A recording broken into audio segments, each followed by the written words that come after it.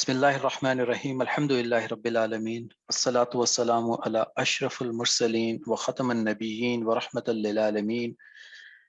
پیارے بچوں، آج ہمارا اس سلسلے کا 20واں سیشن ہے۔ نومبر کی 13 تاریخ ہے، اور چونکہ ابھی اقبال ڈے گزرا ہے، نومبر میں اقبال ڈے آتا ہے، تو اس مناسبت سے آج جو ہے ہم بہت ساری باتیں اقبال ڈے کے حوالے سے کریں گے۔ بہت بزی ڈے ہے آج ہمارا، کیونکہ کافی ساری بات کرنی ہے، اس لیے ہم جو ہے وہ رویین جو اپنی ہے وہ جلدی سے کریں گے اور زیادہ بات کریں گے اقبال کے بارے میں۔ تو سب سے پہلے بچوں، جو ٹائٹل شعر ہے وہ یہ ہے کہ نہیں ہے نا امید اقبال اپنی کشت ویراں سے، ذرا نم ہو تو یہ مٹی بہت زرخیز ہے ساکی۔ تو بچوں، اقبال یہاں پہ بتا یہ رہے ہیں کہ ہماری قوم جو ہے، ہمارے بچے جو ہیں، یہ بہت زیادہ انٹیلیجنٹ، اور اللہ نے ان کو بہت زیادہ ٹیلنٹ سے نوازا ہے، بڑی ساری صلاحیتیں ہیں ان کے اندر، اور اقبال کو بڑی امید ہے کہ انشاءاللہ اس ملت، اس ملک کے اندر بہت زیادہ ترقی آئے گی ہماری اس ینگ جنریشن کی وجہ سے، ہمارے بچوں کی وجہ سے۔ تو اللہ تعالیٰ آپ کے اندر وہ تمام صلاحیتیں پیدا کر دیں جس کی وجہ سے ہم جو ہے وہ ایک کامیاب قوم بن جائیں گے۔ اور اسی کے اوپر آج جو ہے وہ ہم بات کریں گے کہ علامہ اقبال ہمارے چھوٹے بچوں سے کیا کہنا چاہتے ہیں، ہمارے جو نوجوان نسل ہے اس سے کیا کہنا چاہتے ہیں۔ لیکن سلسلہ بچوں وہی ہوگا، پہلے ہم جلدی سے دہرائی کر لیں گے، اور پھر جو ہے وہ آج ہم سمجھنے کی کوشش کریں گے جب ہمارے اوپر پریشانی آتی ہے تو اس وقت فوراً کیا کرنا ہے، اللہ کی طرف متوجہ ہونا ہے۔ تو یہ سیکھیں گے آج ہم، اس کے اوپر ایک کہانی ہوگی، اور پھر ہم دیکھیں گے کہ اللہ کی طرف متوجہ کیسے کیا جا سکتا خود کو بھی، اور اگر کوئی اور پریشان ہو تو اس کو بھی یاد دلوایا جا سکتا ہے۔ اور پھر علامہ محمد اقبال رحمہ اللہ کا بچوں کے نام ایک پیغام، وہ آج ہم آپ سے بہت ڈیٹیل میں بڑی تفصیل کے ساتھ ابھی شیئر کریں گے۔ تو چلتے ہیں بچوں دہرائی کی طرف۔ یاد ہوگا آپ کو کہ ہم بات کر رہے تھے اہدنا الصراط المستقیم، رات کو جو ہے وہ سونے سے پہلے 3 مرتبہ پڑھنا ہے، 100 مرتبہ پہلا کلمہ، ہر نماز کے بعد آیت الکرسی، اور رات میں بھی سوتے وقت، ہر نماز کے بعد اور سوتے وقت تسبیحات فاطمی اور استغفار۔ آج استغفار کے اوپر ایک پوری کہانی بھی ہے جو کہ گوہر بھائی بتائیں گے، اور پھر ہم اس کے اوپر مزید بات کریں گے۔ درود شریف کی کثرت، وصلی اللہ علی نبی محمد وصلی اللہ علی نبی الامی بھی پڑھ سکتے ہیں، ان دونوں میں سے کوئی ایک صیغہ استعمال کر کے اس کو بچوں آپ جو ہے وہ پڑھ سکتے ہیں۔ درود شریف کی کثرت رکھیے۔ آج بھی کچھ بچوں نے ہمیں بھیجا ہے کہ ماشاءاللہ سے درود شریف پڑھنے کا سلسلہ جاری ہے، کچھ بچے نہیں بھیج سکے، ان سے استدعا ہے کہ اپنے اب ہر پروگرام کے اندر آپ ہمیں بھیجتے رہا کریں کہ کتنا درود شریف پچھلے ایک ہفتے میں پڑھا ہے آپ نے۔ اچھی عادتوں کے اندر بچوں ہم نے سیکھا تھا کہ ہر کام سے پہلے ہم اللہ سے خیر کی دعا کریں گے، تحفے دیتے رہیں گے، سلام کریں گے، تمام کام سنت کے مطابق کریں گے، آس پاس جتنی مخلوقات ہیں، درخت ہیں، پودے ہیں، جانور ہیں، ان کا خیال رکھیں گے، اپنے دوستوں میں سے جو بھی کمزور ہوں ان کی مدد کریں گے، ان کا خیال کریں گے، اور سب سے بڑے اچھے طریقے سے ملیں گے، کسی کا مذاق نہیں اڑائیں گے کیونکہ اس سے تکبر پیدا ہوتا ہے، اور تکبر کرنے والے کو اللہ جو ہے وہ ناپسند فرماتے ہیں۔ اس کے بعد ہم نے یہ بھی سنا تھا کہ یہ چونکہ چھوٹے بچوں کا سیشن ہے تو یہ تمام امور بڑے جو ہیں اپنی نگرانی میں بچوں سے کروائیں تاکہ بچے حفاظت میں رہیں۔ اب بچوں آتے ہیں آج کے مین سیشن کی طرف، جو کہ ہے علامہ محمد اقبال رحمہ اللہ کا تعارف اور آپ بچوں کے نام ان کا ایک پیغام۔ تو سب سے پہلے علامہ اقبال کون تھے بچوں؟ علامہ اقبال شاعر مشرق ہیں۔ علامہ اقبال ہمارے چند بڑے لیڈروں میں سے ہیں جن کا پاکستان بنانے میں بہت بڑا کردار تھا۔ کچھ عرصہ پہلے بچوں علماء کرام کا ایک وفد انڈونیشیا گیا، تو وہاں کے پریزیڈنٹ نے، صدر نے کہا کہ آپ کو پتہ ہے کہ ہم لوگوں نے آزادی کیسے حاصل کی؟ تو علماء کرام نے فرمایا کہ ہمیں کیا معلوم، ہم تو آپ سے پہلی بار مل رہے ہیں۔ تو انہوں نے کہا کہ آپ کے ملک کے 2 افراد ایسے ہیں، ایک کی ہم نے تقریریں لی اور ایک کی ہم نے شاعری لی، اور ان کی مدد سے ہم نے اپنی قوم کے اندر وہ احساس جگایا کہ آج ہم ایک آزاد قوم ہیں۔ تو تقریریں تھیں محمد علی جناح کی، جو کہ جن کے بارے میں پہلے بھی ہم ایک پروگرام کر چکے ہیں، اور شاعری تھی علامہ محمد اقبال کی۔ تو بچوں علامہ محمد اقبال کی شاعری جو ہے یہ ایون انڈونیشیا میں لوگوں کو جگانے کا باعث بنی، اور ہم آپ کو یہ بھی بتاتے چلیں کہ علامہ محمد اقبال اتنی بڑی شخصیت ہیں کہ ترکی کے اندر، ایران کے اندر اور جرمنی میں ان کے نام سے اب پی ایچ ڈی ہوتی ہے، یعنی کہ ان کی جو تحریر تھی، انہوں نے جو لکھا تھا، جو ان کی رائٹنگ تھی، بکس تھی، اس کے اوپر پی ایچ ڈی ہوتا ہے۔ اور اس میں جو سب سے بڑی بات ہے وہ ہے سیلف آئیڈینٹیفیکیشن۔ آپ میں سے کچھ بچوں نے علامہ اقبال کے جب شعر پڑھے ہوں گے تو سنا ہوگا ایک لفظ خودی کا، یعنی کہ خود کو پہچاننا، جس کے بڑے سارے اور مطلب بھی ہیں، لیکن یہاں پہ ہم صرف اسی مطلب کو لیں گے، سیلف آئیڈینٹیفیکیشن. اور بچوں آپ کو یاد ہوگا کہ ہم پچھلے 19 پروگرام میں سیلف آئیڈینٹیفیکیشن کے اوپر مسلسل زور بھی دیتے آئے ہیں، بات بھی کرتے آئے ہیں. اور آج کا یہ جو بچوں کے نام پیغام ہے اس میں سیلف آئیڈینٹیفیکیشن کے اوپر ہی بات کر رہے ہیں اور بچوں کو بتا رہے ہیں کہ بچوں آپ ہیں کون. تو چلتے ہیں بچوں اس پوئم کی طرف جو کہ مسلمان نوجوانوں سے خطاب کر کے علامہ اقبال رحمہ اللہ فرماتے ہیں، کبھی اے نوجوان مسلم تدبر بھی کیا تو نے، وہ کیا گردوں تھا جس کا ہے ایک ٹوٹا ہوا تارا. تو ہم آپ کو آسان الفاظ میں بتا دیتے ہیں کہ یہاں پہ علامہ اقبال یہ کہہ رہے ہیں کہ اے مسلمان بچوں، کبھی آپ نے غور کیا ہے کہ آپ ہو کون؟ پھر یہاں پہ اس کو ایک ایگزامپل دے کے بتاتے ہیں کہ ایک بہت شاندار آسمان ہے جس کے اوپر بہت سارے برائٹ سٹارز ہیں، تو تم اس میں سے ایک ستارہ ہو لیکن وہ ٹوٹ کے نیچے آ گیا. مطلب تم اپنی قوم سے، تمہارے جو اپنی شاندار صلاحیتیں تھیں وہ تمہارے اندر ختم ہو گئی ہیں. تو وہ کیسے ختم ہو گئی ہیں اور وہ کون سی صلاحیتیں تھیں یہ پھر اگلے شعر میں وہ بتاتے ہیں. سنتے ہیں علامہ اقبال سے. تو فرماتے ہیں کہ تجھے اس قوم نے پالا ہے آغوش محبت میں، کچل ڈالا تھا جس نے پاؤں میں تاج سر دارا. بچوں آپ نے الیگزینڈر دا گریٹ کا نام سنا ہوگا، سکندر اعظم جس نے پوری دنیا فتح کی تھی. اور سکندر اعظم نے جو ہے وہ سکندر اعظم کو شکست جو دی تھی وہ دارا نے دی تھی. اور اس دارا کی شکست جو ہے اس کا باعث بنے تھی حضرت عمر فاروق رضی اللہ عنہ کا لشکر. جی بچوں، حضرت عمر فاروق رضی اللہ عنہ تعالیٰ کے دور میں حضرت سعد بن ابی وقاص جو ہے وہ یہ لشکر لے کے گئے تھے. اور یہ اس وقت کی ایک بہت بڑی تہذیب تھی، ایک بہت بڑی سلطنت تھی، ایک بہت بڑی کنگڈم تھی. آپ کو یاد ہوگا پچھلے پروگرام سے انہوں نے بتایا تھا کہ اس وقت 3 بڑی طاقتیں تھیں. ایک روم کی تھی یعنی کہ رومن امپائر تھی، ایک فارس کی امپائر تھی، اور تیسری جو ہے حبشہ کی امپائر تھی. تو یہ جو امپائر تھی ایران کی، اس کے اوپر اس وقت حضرت سیدنا عمر فاروق رضی اللہ عنہ تعالیٰ نے لشکر بھیجا تھا، اور جس نے اس وقت ایک بہت بڑی امپائر کو اپنے پاؤں کے نیچے رون دیا تھا، یعنی کہ وہ ان کے اوپر فاتح ہو گئے تھے. تو اب انٹروڈکشن کروا رہے ہیں علامہ اقبال بچوں آپ کو کہ آپ ہو کون. آپ کا تعلق اس قوم سے ہے جس نے اتنے بڑی بڑی کنگڈمز کو شکست دی تھی اور اس کے اندر اسلام اور اللہ کا پیغام جو ہے انہوں نے عام کیا تھا. آگے علامہ اقبال فرماتے ہیں، تمدن آفریں خلاق کے آئین جہاں داری. تو تمدن آفریں کا مطلب ہوتا ہے کہ وہ سویلائزیشن یعنی کہ اٹھنا بیٹھنا انہوں نے سکھایا لوگوں کو وہاں پہ، اور خلاق آئینی یعنی کہ کانسٹیٹیوشن ان لوگوں کو بتایا کہ جو ہے ملکوں کو چلاتے کیسے ہیں. بچوں اگین ہم آپ کو بتاتے ہیں کہ حضرت عمر فاروق رضی اللہ عنہ کا وہ دور ہے جس کے اندر سیدنا عمر فاروق رضی اللہ تعالیٰ نے فوجی چھاونیاں بنائی، کنٹونمنٹ بنائے، جس میں سیلریز کا آغاز ہوا، جس کے اندر بازار بنے اور بازاروں میں مارکیٹس کے اندر ریٹ طے ہونا شروع ہوئے، جس میں بچوں کو اسکالرشپ ملنا شروع ہوئے. بچے کے پیدا ہوتے ہی اس کے والدین کو اسکالرشپ ملتا تھا، وظیفہ ملتا تھا، جو کہ اب بڑے بڑے ترقی یافتہ ملکوں میں ہی ملتا ہے. تو یہ سارے کام کرنے والے یعنی یہ اس تمدن کو اور اس کانسٹیٹیوشن کو بنانے والے مسلمان ہی تھے. وہ صحرائے عرب یعنی شتربانوں کا گہوارہ. تو سمجھا تو یہ جاتا تھا کہ یہ صحرا کے لوگ ہیں اور اونٹوں کا گہوارہ ہے، ان کے پاس بس اونٹ چراتے ہیں. لیکن جب وہ دنیا پہ چھائے اور اسلام کی طاقت کے ساتھ آئے تو دنیا کو انہوں نے بچوں بہت زیادہ جو ہے وہ سویلائزیشن، اٹھنا بیٹھنا اور ادب و آداب سکھایا. اور آج بھی ماڈرن ورلڈ کے جو قوانین ہیں جو اچھے ملکوں میں ابھی بھی امپلیمنٹ ہوئے ہیں، جن کی وجہ سے وہ جانے پہچانے جاتے ہیں، ان کے آغاز کرنے والے سیدنا عمر فاروق رضی اللہ عنہ تھے. آگے علامہ اقبال بچوں فرماتے ہیں، سما الفقر و فخری کا رہا شان عمارت میں، بآب و رنگ و خال و خط چہ حاجت روئے زیبارہ. یہ جو آخری مصرع ہے یہ فارسی میں ہے، پرشین میں ہے، ہم اس کا مطلب بھی بتاتے ہیں. اور یہ حافظ شیرازی جو کہ ایک بہت بڑے شاعر تھے انہی کی پوئم سے لیا ہوا منوان ویسے کا ویسا جو علامہ اقبال نے اپنی اس شعر کے اندر یوز کیا. تو پہلے ہم آپ کو مطلب سمجھاتے ہیں.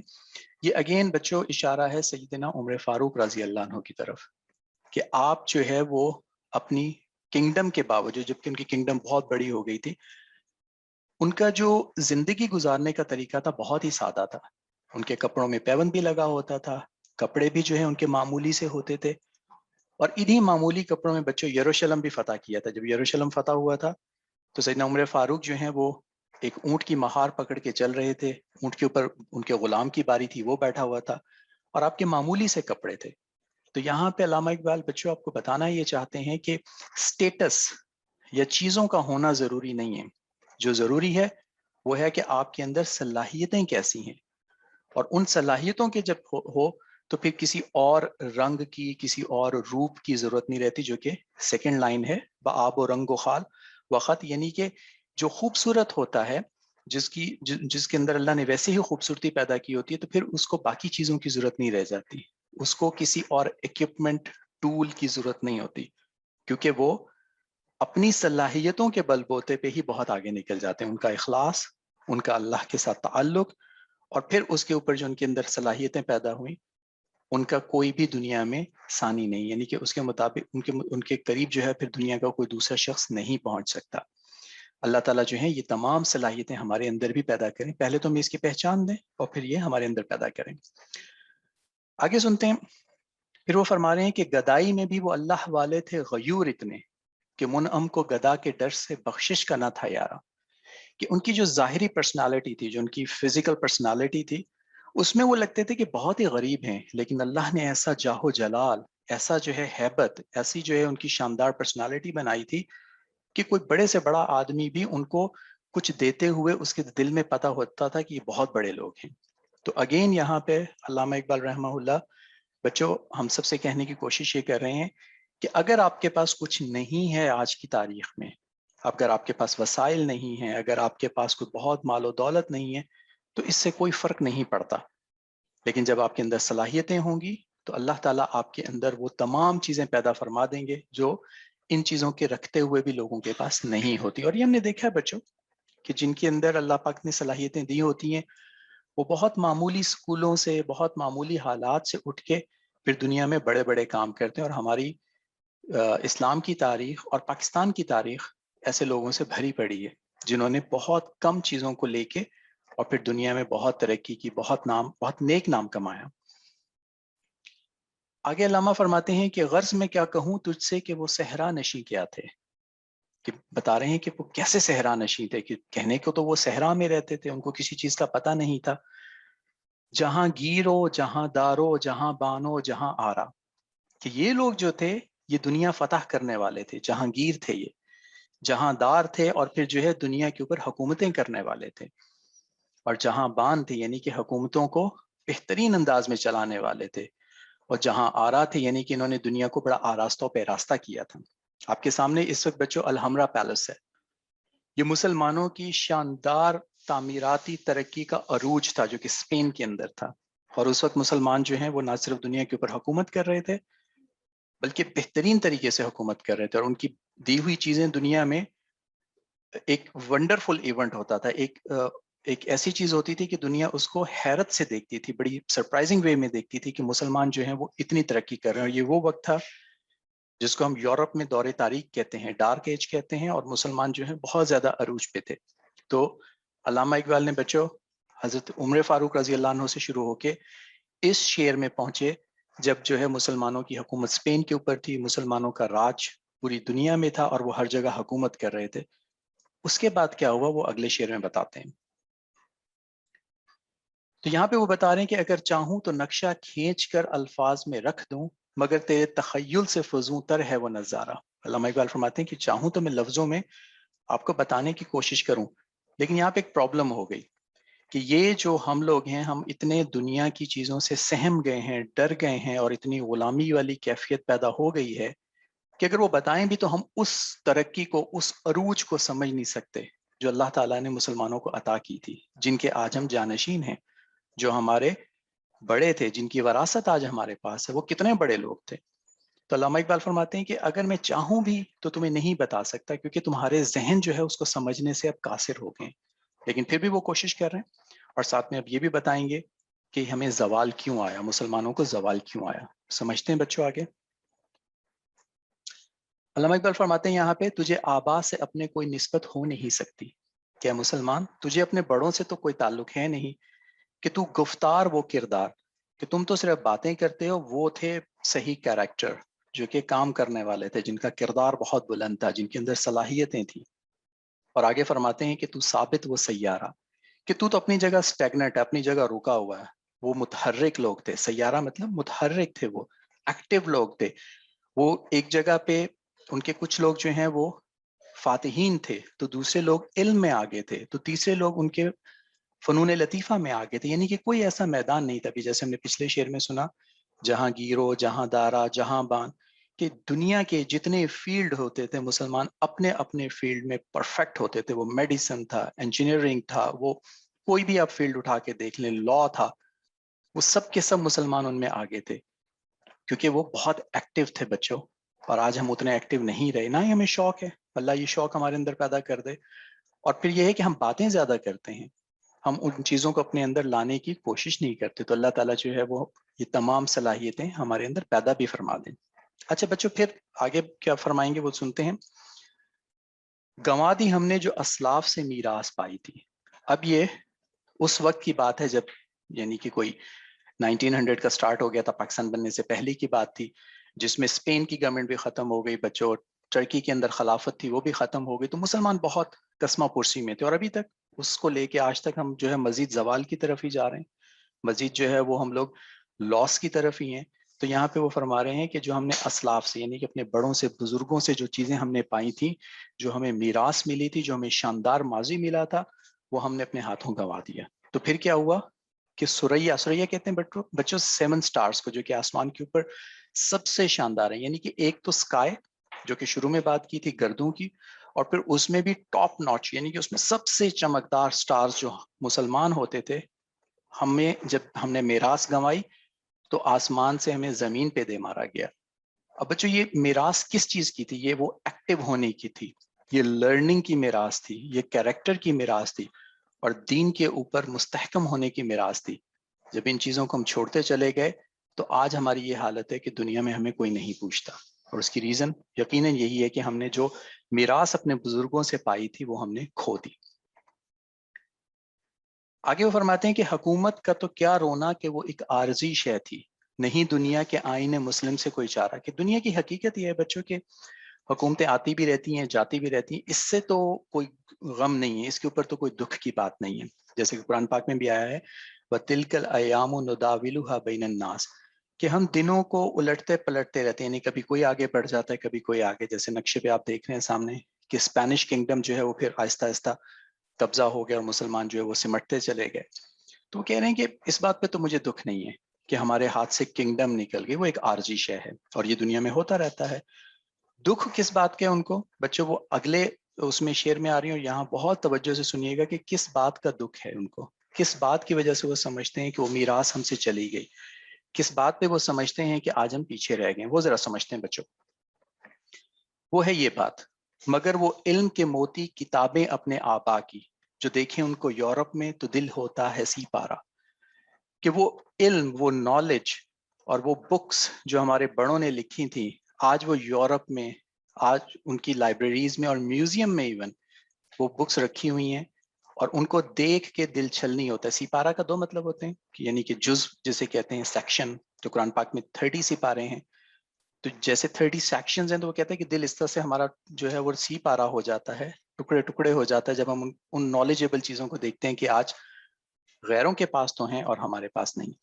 بچوں یہاں پہ ایک چیز آپ کی توجہ چاہیں گے کہ یہ شعر لکھے گئے تھے 1900 میں، جس کو گزرے ہوئے تقریباً 100 سال سے اوپر ٹائم گزر گیا، اور اس وقت سے لے کے اب تک ان کتابوں سے فائدہ اٹھا کے یہ انٹرنیٹ، یہ ڈیجیٹل دنیا اور جو کچھ نظر آتا ہے ہمیں آس پاس سائنس کی ترقی، اس کا بیس وہ ساری بکس تھیں. اور آج بھی جو ہے وہ ان سائنٹسٹ کو، جابر بن حیان ہیں، ابن الحسم ہیں، ان کو کتنے جو ہے وہ احترام کے ساتھ ان ملکوں میں جانا جاتا ہے. اس کی وجہ کیا ہے؟ ان کا علم.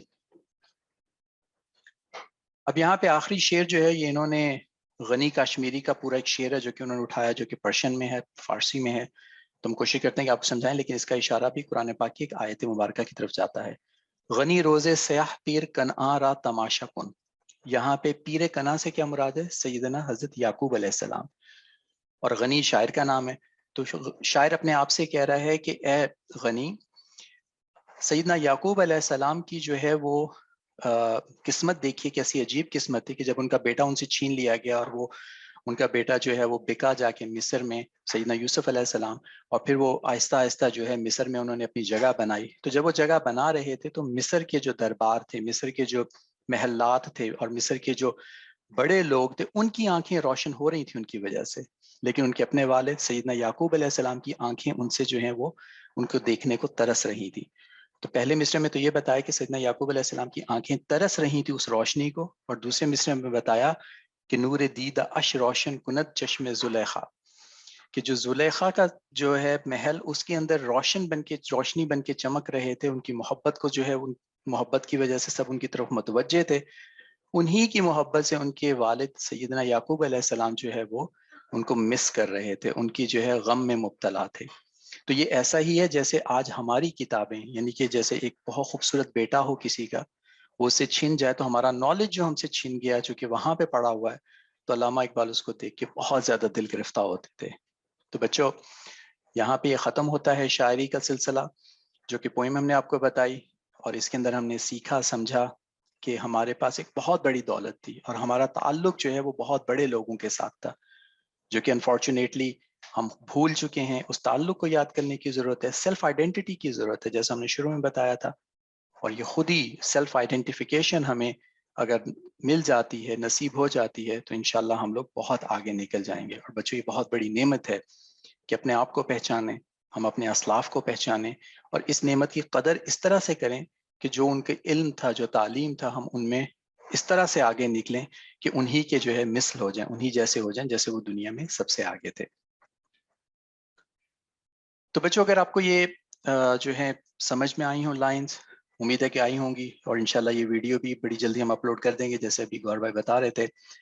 تو ان میں سے کوئی سے بھی 5 اشعار کی تشریح لکھیں اور ہمیں بھیجیں، اور نظم کا مرکزی خیال بھی لکھیں۔ اس میں بچوں کوشش یہ کیجیے گا کہ جو ہم نے بتایا اس کو سن کے آپ اپنے الفاظ میں لکھیں، کیونکہ اس سے ہمیں پتہ چلے گا کہ آپ کو یہ سن کے کیا ذہن میں آیا، آپ لوگ کیا سمجھے اس سے، اور نیکسٹ ٹائم وہ ہم آپ سے شیئر کریں گے۔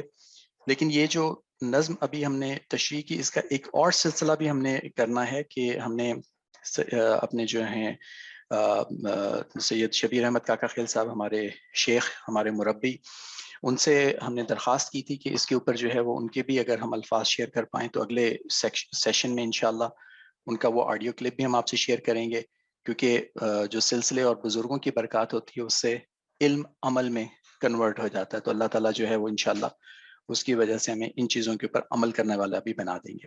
تو بچوں، ہوم ورک میں آپ نے ہمیں 5 اشعار کی ایکسپلینیشن اور اس کا سینٹرل آئیڈیا جو ہے وہ لکھ کے بھیجنا ہے ہمیں۔ اس کے بعد بچوں سٹوری ٹائم ہوتا ہے، اور قصص الانبیاء کا سلسلہ چل رہا ہے، تو گوہر بھائی پہلے آپ کو اس میں سٹوری سنائیں گے، ہمارے ساتھ رہیے گا، پھر اس کے اوپر ہم کچھ بات کریں گے۔ تو گوہر بھائی سے ریکویسٹ کرتے ہیں کہ وہ سٹوری سٹارٹ کریں۔ ایک بار پھر السلام علیکم ورحمۃ اللہ وبرکاتہ۔ تو پیارے بچوں، لاسٹ ٹائم ہماری سٹوری تھی، آپ کو یاد ہوگا، حضرت نوح علیہ السلام سے متعلق، کہ حضرت نوح علیہ السلام اور ان کی قوم جو ایمان نہیں لائی تھی، اس کے اوپر اللہ تعالیٰ نے، قوم کے اوپر جو کافر تھی، اللہ تعالیٰ نے عذاب نازل فرمایا، اور حضرت نوح علیہ السلام اور ایمان والوں کو اللہ تعالیٰ نے بچا لیا۔ تو بچوں، اس کے بعد کیا ہوا؟ حضرت نوح علیہ السلام کے آگے اولاد ہوئی اور بچے ہوئے، اور ایک نئی نسل چلنا شروع ہو گئی۔ کافی نسلیں گزر گئیں، تو حضرت نوح علیہ السلام کی اولاد میں سے ہی ایک اور قبیلہ آیا، جس قبیلے کا نام تھا عاد۔ اس کو اللہ تعالیٰ نے بہت زیادہ نعمتیں عطا فرمائیں۔ یہ قبیلہ احقاف کے علاقے میں رہتا تھا۔ احقاف کا علاقہ یمن، اور ایک اور آج کل کا جو یمن کا علاقہ ہے، اس یہاں پر بنتا ہے۔ اس وقت عمان اور حضرموت کے علاقے کے درمیان میں احقاف کا علاقہ بنتا تھا، تو یہاں پر یہ قبیلہ رہتا تھا، اور اللہ تعالیٰ نے اس کو دنیا جہاں کی بہترین نعمتیں عطا فرمائی تھی۔ خوبصورت علاقہ تھا، ہرے بھرے درخت تھے، پھل تھے، کھجوروں کے درخت تھے، ان کے جانور بھی بہت موٹے تازے ہوا کرتے تھے، اور ان کی بکریاں اور ان کی بھینسیں بھی خوب دودھ دیتی تھیں۔ پانی کے چشمے اللہ تعالیٰ نے ان کو عطا کیے تھے، اور اس کے علاوہ یہ کہ اللہ تعالیٰ نے ان کو بہت ہی خوبصورت اور بہت ہی بلند جسم عطا کیے تھے، اور بہت ہی طاقتور جسم عطا کیے تھے۔ تو ان جسموں کی مدد سے وہ ٹیلوں میں اور پہاڑوں میں گھر بنایا کرتے تھے، پہاڑوں کو کاٹ کاٹ کے وہ گھر بناتے تھے۔ اللہ تعالیٰ نے ان کو ایسا طاقتور جسم عطا کیا تھا، بہت لمبے ان کے قد تھے۔ لیکن ایک مسئلہ یہ تھا کہ وہ اپنے اس طاقت کی وجہ سے اور ان نعمتوں کی وجہ سے غرور میں آ گئے تھے۔ اور وہ سمجھتے تھے کہ ہمارے جیسا بھلا طاقتور بھی کوئی ہو سکتا ہے؟ اللہ تعالیٰ نے ہمیں اتنی طاقت دی ہے، تو ہم سے زیادہ طاقتور تو کوئی بھی نہیں ہے، ہم جو چاہیں کریں۔ اس کی وجہ سے وہ غریبوں پر ظلم کرتے تھے اور اللہ تعالیٰ کی ناشکری کرتے تھے، اللہ تعالیٰ کا شکر نہیں کرتے تھے، اور اللہ تعالیٰ کی باتیں ماننے سے انہوں نے انکار کرنا شروع کر دیا اور اپنے آپ کو ہی سب سے بڑا ماننا شروع کر دیا۔ اور اس کے اوپر یہ کہ انہوں نے اللہ تعالیٰ کے علاوہ جو اپنے ہاتھ سے پتھروں سے اور مٹی سے بت بنائے ہوئے تھے ان کی عبادتیں کرنا شروع کر دی۔ رہتے تو وہ خیموں کے اندر تھے، لیکن انہوں نے گھر اپنی طاقت کو دکھانے کے لیے پہاڑوں کے اندر بھی بڑے بڑے گھر بنائے ہوئے تھے، پہاڑوں کو تراش تراش کے انہوں نے وہ گھر بنائے ہوئے تھے۔ اللہ تعالیٰ نے اپنے پیغمبر حضرت ہود علیہ السلام کو ان کے پاس بھیجا تاکہ حضرت ہود علیہ السلام آئیں اور ان کو سکھائیں، ان کو سمجھائیں کہ صرف ایک اللہ تعالیٰ کی عبادت کرنی چاہیے۔ حضرت ہود علیہ السلام نے آ کر ان سب کو سمجھایا، ان کو بتایا کہ تم لوگ تو بتوں کی عبادتوں میں لگے ہوئے ہو، اللہ تعالیٰ نے تمہیں اتنی نعمتیں دی ہیں، تم اللہ تعالیٰ کی نعمتوں کا شکر ادا کرو اور توبہ کرو۔ یہ جو تم غلط کام کر رہے ہو، بتوں کی عبادت کر رہے ہو، غریبوں پر اور مظلوموں پر اور کمزوروں پر ظلم کر رہے ہو، اس سے توبہ کرو، اللہ تعالیٰ تمہیں اور زیادہ طاقت عطا فرمائیں گے اور زیادہ نعمتیں عطا فرمائیں گے۔ لیکن انہوں نے حضرت ہود علیہ السلام کی بات ماننے سے انکار کر دیا اور بلکہ حضرت ہود علیہ السلام کا مذاق اڑانے لگ گئے۔ انہوں نے کہا تم کہاں سے آ گئے ہو ہمیں اس طرح کی باتیں کہنے والے؟ ہم تو تمہاری بات نہیں مانیں گے، تم تو ہماری طرح کے بندے ہو، تمہیں تو ہم پیغمبر نہیں مانتے۔ حضرت ہود علیہ السلام نے ان کو بہت سمجھایا کہ میں اللہ کا پیغمبر ہوں، میری بات مانو، مجھے اللہ تعالیٰ نے بھیجا ہے، ورنہ اللہ تعالیٰ تمہیں سخت سزا دیں گے۔ تو وہ بہت ہی مذاق اڑانے لگ گئے اور آخر کار حضرت ہود علیہ السلام کو کہنے لگ گئے اچھا اگر تم واقعی سچے ہو تو لے آؤ عذاب، اللہ تعالیٰ کا عذاب کیوں نہیں آتا، تم لے کے آؤ عذاب، ہم نے تو کوئی عذاب نہیں دیکھا ایسا۔ تو بچوں، حضرت ہود علیہ السلام کی بات ماننے سے انہوں نے انکار کر دیا اور ناشکری پر ناشکری کرتے رہے، اپنے غرور کے اندر رہے اور اللہ تعالیٰ کی بجائے بتوں کی عبادت کرتے رہے۔ تو پھر اللہ تعالیٰ نے ان کے اوپر اپنا عذاب نازل کرنا شروع کیا۔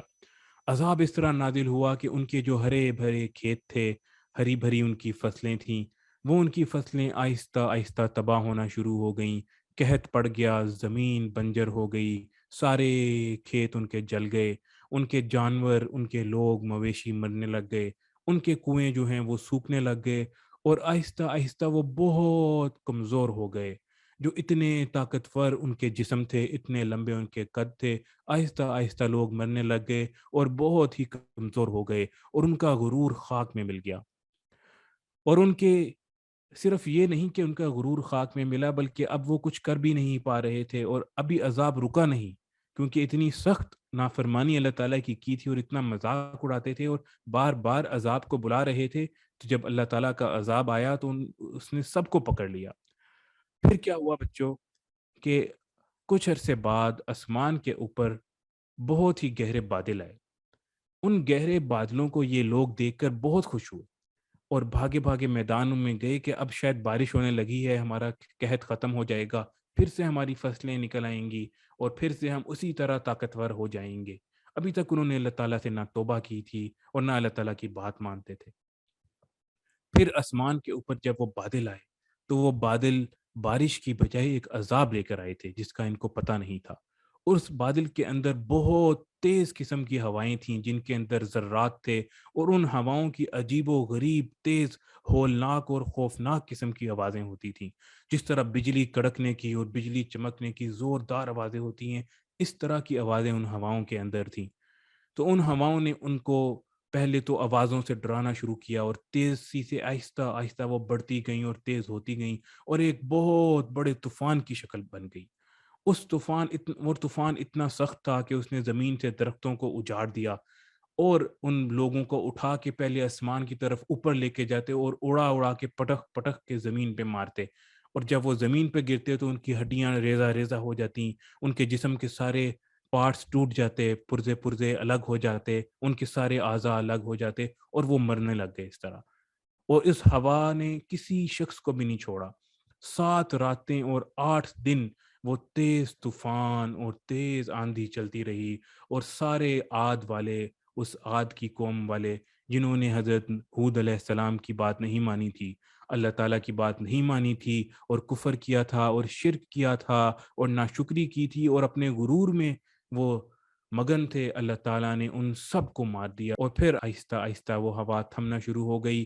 لیکن حضرت ہود علیہ السلام اور جو ایمان والے تھے، اللہ تعالیٰ نے ان کو بچا لیا، اور یہی ہوا جو کافروں کے لیے اتنی تیز اور ہولناک ہوتی تھی، وہ ایمان والوں کے لیے، حضرت ہود علیہ السلام کے لیے بہت ہی نرم ہوا ہوتی تھی اور بہت ہی اچھی ہوا ہوتی تھی۔ بہت ہی تھوڑے سے لوگ تھے جو حضرت ہود علیہ السلام کے اوپر ایمان لائے، لیکن اللہ تعالیٰ نے ان کو بچا لیا۔ اور اس کے بعد جب یہ طوفان ختم ہو گیا، یہ عذاب ختم ہوا، تو حضرت ہود علیہ السلام اپنی قوم کو لے کر حضرموت کی طرف چلے گئے، جو کہ آج کل یمن کا علاقہ ہے، اور وہاں پر جا کر اللہ تعالیٰ نے ان کو مزید نعمتیں عطا فرمائیں، اور ایمان والے بہت ہی آسان اور خوشیوں والی زندگی گزارنے لگ گئے۔ تو یہ تھی بچوں حضرت ہود علیہ السلام اور قوم عاد کی کہانی۔ اب اس کہانی سے جو ہمیں سبق ملتا ہے وہ آپ کو انشاءاللہ ابھی ہم بتائیں گے۔ اب میں ریکویسٹ کرتا ہوں عامر جواد صاحب سے کہ وہ آپ کو اس کے اسباق بتائیں۔ جزاک اللہ بالخیر گور بھائی۔ بچوں، امید ہے کہ کہانی آپ کو پسند آئی ہوگی اور کہانی سمجھ بھی آئی ہوگی۔ ذرا سنتے ہیں کہ اس کے اندر کیا اسباق تھے، اس کا حال بیان کرتے ہیں تاکہ ہماری زندگیوں کے اندر وہ تبدیلی آئے جو کہ اس کہانی کا حاصل ہے۔ لیکن پہلے ہم ذرا کچھ معلومات جو کہ گور بھائی نے بتائیں کہ یہ کہانی جو حضرت ہود علیہ السلام کی تھی، یہ سیدنا ہود علیہ السلام حضرت نوح علیہ السلام کے ایک بیٹے تھے سام، یہ ان کی اولاد میں سے تھے۔ یعنی کہ کچھ کتابوں میں آتا ہے کہ آپ جو ہے سیدنا نوح علیہ السلام حضرت ہود علیہ السلام کے دادا تھے، یعنی کہ آپ کا تعلق پیغمبروں کے خاندان سے تھا۔ عربی جو پہلے بولنا شروع کی کسی بھی اس شخص نے سروئے زمین کے اوپر، وہ سیدنا ہود علیہ السلام کا نام آتا ہے بچوں کہ آپ نے عربی جو ہے وہ بولنا شروع کی۔ اور عمان کے پاس ایک علاقہ احقاف تھا جس میں مبوس ہوئے، اور بعد میں جب یہ طوفان والی کہانی ختم ہوئی تو اس کے بعد جو ہے وہ پھر آپ عمان کے ہی قریب جو حضرموت کا علاقہ ہے، پھر اسی میں آپ نے رہائش رکھی اور اسی میں آپ دین کی تبلیغ کرتے رہے۔ تو یہ تو کچھ بچوں معلومات تھی۔ اب ہم سیکھتے ہیں کہ اس کہانی میں ہمیں کیا سبق ملے ہیں۔ بچوں، سب سے پہلی بات یہ ہے کہ بڑوں کی عزت کرنی ہے اور ان کی بے ادبی سے بچنا ہے۔ جب سیدنا ہود علیہ السلام اپنی قوم کو یہ بتا رہے تھے کہ انہوں نے اللہ کی عبادت کرنی ہے اور اللہ تعالیٰ کے جو ہیں وہ احکامات پہ چلنا ہے، تو وہ کوئی ایسی چیز نہیں کہہ رہے تھے کہ جس میں ان کو خود کو فائدہ ہوتا، یہ ان کے قوم کے فائدے کی بات تھی، اور بجائے اس کے کہ وہ اس کے اوپر توجہ دیتے، انہوں نے ان کے ساتھ نعوذ باللہ مذاق بھی کیا اور ان کا استہزاء یعنی کہ تمسخر، ان کے ساتھ جو ہے نا جوک کرنا شروع کر دیے۔ تو بچوں، بڑوں کے ادب کرنا چاہیے، ان کی بے ادبی سے بچنا چاہیے۔ وہ اساتذہ ہوں، ٹیچر ہوں، آپ کے پیرنٹس ہوں یا بڑے بہن بھائی ہوں، ان کی جو ہے بے ادبی سے ہمیشہ ہمیں بچنا چاہیے، یا ہمارے شیوخ ہوں، ان سب کا جو ہے عزت اور اکرام کرنا چاہیے۔ دوسری بات بچوں، ہم نے یہ سیکھی کہ مصیبت اور پریشانی کے وقت اللہ کی طرف متوجہ ہونا چاہیے۔ جب قوم پہ جو ہے عذاب آ رہا تھا تو شروع میں انہوں نے سمجھا کہ یہ تو بڑی اچھی ہوا چل رہی ہے۔ اب جب ہوا کا رخ بدلا اور وہ طوفان اور تیز ہوا میں بدلی، تو بجائے اس کے کہ وہ اللہ کی طرف متوجہ ہوتے، جو ہے وہ اس وقت بھی اپنے غرور کے اندر ہی رہے۔ اور حضور پاک صلی اللہ علیہ وسلم کی حیات طیبہ سے ہمیں پتہ چلتا ہے، جو کہ بہت شروع کے لیسنس میں میرے خیال میں جب ہمارا سیشن 1 اور 2 تھا، اس میں ہم نے بارش کی بات کی تھی کہ بارش کی دعائیں جو ہیں، وہ پہلی دعا جو بارش کو آتا دیکھ کے ہے کہ وہ اللہ اس میں رحمت کا معاملہ فرما، اور جب بارش ہو جائے تو اللہ کا شکر کہ اللہ پاک نے فضل فرما دیا۔ تو بچوں، کوئی بھی مصیبت اور پریشانی آئے، وہ کوئی کسی طوفان کی ہو، کسی آندھی کی ہو، یا آپ کو کوئی اور پریشانی ہو، امتحان کی پریشانی ہو یا کسی اور قسم کی پریشانی ہے، تو سب سے پہلے اللہ کی طرف متوجہ ہو کے دل ہی دل میں خوب دعائیں کرنی چاہیے۔ ہم اپنے بچپن میں بچوں دیکھتے تھے کہ بارش اگر آ جاتی تھی، بہت تیز بارش یا بہت گہرے بادل آ جاتے تھے، تو ہمارے گھر کے بڑے بوڑھے جو ہیں، خصوصاً خواتین، وہ اللہ سے بڑی اونچی آواز میں جو ہے وہ دعا مانگتی تھی کہ اللہ اس کو عافیت والا فرما دے۔ اور امید ہے کہ اب بھی گھروں کے اندر جو ہے یہ عمل کیا جاتا ہوگا، اور حضور پاک صلی اللہ علیہ وسلم خود بھی جو ہیں وہ فوراً نماز کی طرف متوجہ ہو جاتے تھے۔ اور اس کے اوپر ایک حدیث بھی ہے جو کہ حضرت عائشہ رضی اللہ عنہ تعالیٰ سے کہ یا رسول اللہ، دنیا جہان تو خوش ہوتی ہے اس کے اوپر، جس کا مفہوم کچھ یہ ہے کہ باقی لوگ تو خوش ہوتے ہیں اور آپ صلی اللہ علیہ وسلم جو ہیں وہ اس کے اوپر پریشان ہو جاتے ہیں، تو فرمایا کہ مجھے خوف آتا ہے کہ اللہ کا عذاب نازل نہ ہو جائے۔ تو بچوں، ڈرنا چاہیے، اور مصیبت اور پریشانی کی کوئی بھی آثار علامت نظر آئے تو فوراً اللہ کی طرف متوجہ ہونا چاہیے۔ اس کے بعد بچوں، جو ہم نے اس کہانی میں سیکھا وہ یہ ہے کہ استغفار سے آسانیاں ملتی ہیں۔ اسی کے اندر جو ہے سیدنا ہود علیہ السلام نے اپنی قوم کو فرمایا تھا کہ اگر تم استغفار کرو گے تو اللہ تعالیٰ تم پر رحمت کی بارشیں بھیجیں گے اور تمہاری قوتوں میں اضافہ کر دیں گے۔ تو اس کے اوپر ہم کافی پہلے بات بھی کرتے آئے ہیں بچوں۔ تو یہ استغفار جو ہے یہ زندگیوں کے اندر آسانیاں لے کے آتا ہے۔ تو پریشانی میں اللہ کی طرف متوجہ ہو کے استغفار اگر کرنا شروع کر دیں تو وہ پریشانیاں جو ہیں آسان ہو جاتی ہیں، اللہ پاک جو ہے اس کے اندر آسانی کا معاملہ فرما دیتے ہیں۔ اور اگلی بات کہ بڑوں کی بات کو مان کے اس پہ عمل کرنا چاہیے۔ اگر آپ کے کوئی فائدے کی بات بتائے تو بچوں غرور میں نہیں آنا چاہیے کہ اس کو کیا معلوم یا مجھے جو ہے وہ زیادہ پتا ہے۔ کوئی بھی اچھی بات بتائے اور وہ بات اچھی ہو تو اس کے اوپر عمل کر لینا چاہیے، کیونکہ اس کے اوپر عمل کرنے میں ہی آسانی ہے۔ اور ہو سکتا ہے کہ وہ اللہ تعالیٰ اس وقت آپ کا ذہن نہ جا رہا ہو، اللہ تعالیٰ آپ تک وہ بات پہنچانا چاہتے ہوں، تو اس کے اوپر عمل کر کے جو ہے بہت ساری جو ہے تکلیفوں سے اور زحمتوں سے بچا جا سکتا ہے۔ تو بچوں یہ چار ہمیں اس سے کہانی سے سبق حاصل ہوا ہے۔ بڑوں کی تکریم، مصیبت اور پریشانی کے وقت اللہ کی طرف متوجہ ہونا، استغفار کرنا اور بڑوں کی بات مان کے اس پہ عمل کرنا۔ جلدی سے بچوں دیکھتے ہیں کہ جن بچوں نے ہمیں کام بھیجا، ہمیشہ کی طرح حلیمہ صدیقی جو ہیں ان کا کام بہت شاندار ہے، نمازیں، دعائیں اور سنتوں پہ عمل جاری ہے۔ اللہ ان کو قبول فرمائے، آسانی کے ساتھ عمل فرمانے کی توفیق عطا فرماتے رہیں۔ اسی طرح سے عفیفہ صدیقی کا معاملہ ہے، ان کی بھی سنتیں، تسبیحات سب جو ہیں وہ بڑی اچھی چل رہی ہیں، لیکن آپ دونوں سے ہمیں جو ہے وہ اس دفعہ درود شریف کے جو ہے وہ معمول نہیں ملا، تو اس کے اوپر ہمیں بتائیے گا کہ آپ کا درود شریف جو ہے وہ ہر ہفتے میں کتنا ہو رہا ہے بچوں۔ انہی کے چھوٹے بھائی ہیں محمد یاسر صدیقی، جنہوں نے ہمیں جوائن کیا 3 ہفتے پہلے ہی، ماشاءاللہ یہ 10 سال کے ہو گئے ہیں، تو ان کے بھی باقی اعمال جا رہے ہیں۔ مجلس کی دعا میں ذرا تعطل ہوا ہے، لیکن ماشاءاللہ سے اس کے بعد یہ مستقل اس کو کر رہے ہیں۔ اس کے بعد جو ہے ہمارے پاس نیکسٹ کام ہے فاطمہ کا۔ ماشاءاللہ فاطمہ کا کام بھی ہمیشہ کی طرح سے بھرپور اور خوبصورت جا رہا ہے۔ اللہ تعالیٰ جو ہے ان کو تمام ان امور پہ عمل کرتے رہنے کی توفیق عطا فرمائے۔ انہوں نے ہمیں اشعار بھی لکھ کے بھیجے جس میں حضور پاک صلی اللہ علیہ وسلم کی جو ہے وہ مدحت کے بارے میں تھے، جو کہ ہم آپ سے شیئر کر رہے ہیں۔ اور انہوں نے ایک سیلفی کے اوپر بہت اچھا نوٹ لکھ کے بھیجا۔ آج ذرا وقت کم ہے، ہمیں یاد رہا تو ہم اگلے ہفتے انشاءاللہ اس پوری کہانی کو نریٹ کر دیں گے، بتا دیں گے آپ لوگوں کے لیے، لیکن اس کا مورل لیسن، اس کا سبق یہی ہے بچوں کہ سیلفی جو ہے وہ نہ صرف ایک گناہ کی چیز ہے بلکہ اس سے بہت زیادہ اور خرابیاں بھی پیدا ہوتی ہیں۔ تو بہت شکریہ آپ کا یہ شیئر کرنے کا۔ عائشہ نے ہمیں اپنی سنتیں اور نماز کے اوپر عمل بھیجا ہے، ماشاءاللہ ان کا کام بھی ہمیشہ کی طرح بہت اچھا جا رہا ہے، اللہ ان کے لیے آسانیاں فرمائے، قبول فرمائے، اور باقی بچوں کو بھی جو ہے اس پہ عمل کرنے کی توفیق عطا فرمائے۔ انہوں نے بھی ہمارے ساتھ اشعار شیئر کیے جو کہ رسول پاک صلی اللہ علیہ وسلم کی مدحت کے اوپر ہیں، کہ مختلف طریقوں سے بتایا گیا کہ حضور پاک صلی اللہ علیہ وسلم جو ہیں وہ عظیم تر ہیں، بالکل ہمارے نبی سب سے عظیم ہیں، اس میں جو ہے وہ بالکل ایسی ہی بات ہے۔ اور اللہ تعالیٰ ہمیں ان کی اخلاق حسنہ کے اوپر، ان کی سنتوں کے اوپر بھی عمل کرنے والا بنائے۔ صفوان محمود نے بھی ہمیں جو ہے بہت اچھا جو ہے وہ ایک نعت کے شعر جو ہے ہمارے ساتھ شیئر کیا، اور ماشاءاللہ سے انہوں نے ہمیں یہ بھی بتایا کہ پچھلے ہفتے میں ان کا درود شریف 22,000 مرتبہ ہوا۔ اللہ تعالیٰ آپ کو مزید عمل کی توفیق عطا فرمائے۔ صفوان نے ہمیں بتایا کہ آڈیو میسج کے اندر کہ یہ نمازیں، اذکار اور سنتیں ان کی سب چل رہی ہیں، تو اللہ تعالیٰ آپ کو عمل کرتے رہنے کی توفیق عطا فرمائے۔ ہمارے ساتھ ایک اور میسج ہمیں جو ہے وہ پچھلے ہفتے سے چل رہا تھا کہ ہمارے دن کا سب سے اچھا حصہ کون سا ہوتا ہے، تو حوریہ زینب نے ہمارے ساتھ شیئر کیا کہ ان کا سب سے اچھا حصہ وہ ہوتا ہے جس میں یہ اپنی والدہ کے ساتھ جو ہیں وہ ذکر کرتی ہیں اور صبح جب جلدی اٹھ جاتی ہیں اس ذکر کی وجہ سے، تو اللہ تعالیٰ برکات عطا فرمائے اور اس کے اوپر جو ہے مسلسل ان کو عمل کرنے کی توفیق عطا فرمائے۔ انہوں نے ہی رسول پاک صلی اللہ علیہ وسلم کے بارے میں انگلش کی ایک پوئم لکھ کے بھیجی جس میں آپ صلی اللہ علیہ وسلم سے محبت کا تذکرہ ہے، تو اللہ تعالیٰ ہمیں رسول پاک صلی اللہ علیہ وسلم کے ساتھ بے انتہا محبت کرتے رہنے اور ان کے تمام سنتوں پہ عمل کرنے کی توفیق عطا فرمائے۔